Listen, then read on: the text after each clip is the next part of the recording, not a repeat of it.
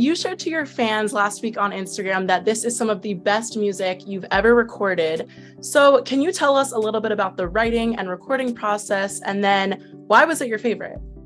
Because the rest of it sucked. Everything else was so bad. No, I'm kidding. A total joke. But I mean, for me, I think the writing process on all of the stuff that was written after the last EP, you know, Dirt Road Down was a pandemic record. Like, I recorded all of that during those crazy times. I was writing from the point of view that, like, I don't know if we're ever going to go back on the road.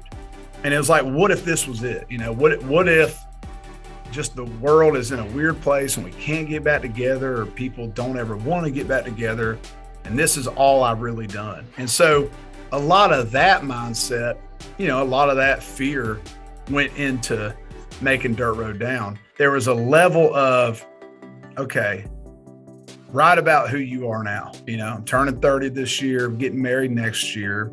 I've got a lot to sing about that's a lot different than what I had before.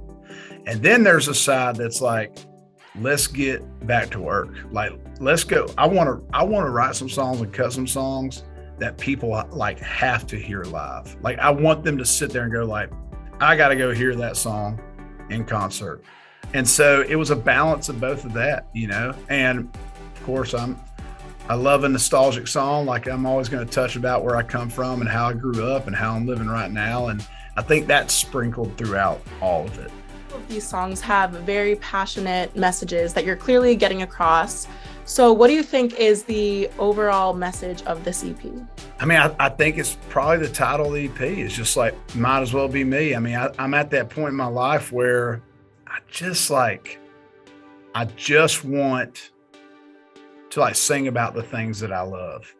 And I'm not really overly concerned about like, well, this has to be the hit, and this, you know, the BPM on this song needs to be 100. It needs to be up tempo and blah, blah, blah. It's just like, look, dude, I'm going to cut and record the songs that are a piece of me. And if I was a fan and heard these songs, I would like. I love country music because when I heard Jason Aldean and saw him live, I was like, that dude's from where I'm from, and he's singing about the stuff we do. And when I heard Alan Jackson, like, I'm like, this, I mean, I see Georgia in all these songs. And so they did that by being honest to themselves and recording the songs that reflected them. And it's like, it ain't that hard, man. I think it's just that it's been the same for everybody, I think, of like who really succeeds and like who makes great art. And that's what's important. It's just like, make something worth a damn. And for me, I think that formula is just